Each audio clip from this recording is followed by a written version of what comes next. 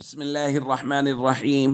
عن أنس رضي الله تعالى عنه قال قال رسول الله صلى الله تعالى عليه وسلم بينما أنا أسير في الجنة فإذا أنا بنهر حافتاه قباب الدر المجوف. رواہ البخاری۔ نبی کریم صلی اللہ علیہ وسلم نے ارشاد فرمایا، میں جنت میں چل رہا تھا کہ میں ایک نہر پر پہنچا کہ اس کے دونوں کناروں پر خولدار موتیوں کے گنبد بنے ہوئے تھے۔ میں نے پوچھا ما ھذا یا جبریل، جبریل یہ کیا ہے؟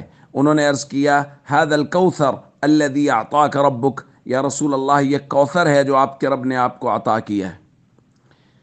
دوستو، حوض کوثر اللہ تعالیٰ نے قرآن کریم میں نبی کریم صلی اللہ علیہ وسلم کو اس کی بشارت دی، انا اعطیناک الکوثر، پیغمبر ہم نے آپ کو کوثر عطا کیا ہے۔ دوستو، نبی کریم صلی اللہ علیہ وسلم نے حوض کوثر کی صفات خود بیان فرمائیں۔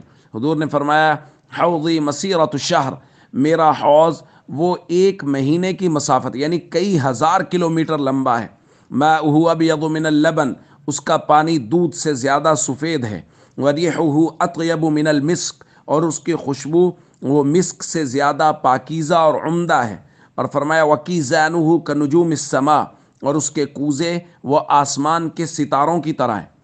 آسمان کے ستاروں کی طرح دوستو، یہ تشبیہ دو چیزوں میں ہو سکتی ہے، کثرت میں یعنی جس طرح آسمان کے ستارے بہت کثیر تعداد میں ہیں اسی طرح وہاں کوزے بہت کثیر تعداد میں ہوں گے، اور دوسری تشبیہ ہو سکتی ہے خوبصورتی میں، روشنی میں، چمک میں، کہ وہ کوزے اس طرح چمک رہے ہوں گے جس طرح آسمان کے ستارے چمکتے ہیں، اس طرح روشن ہوں گے جس طرح آسمان کے ستارے روشن ہوتے ہیں۔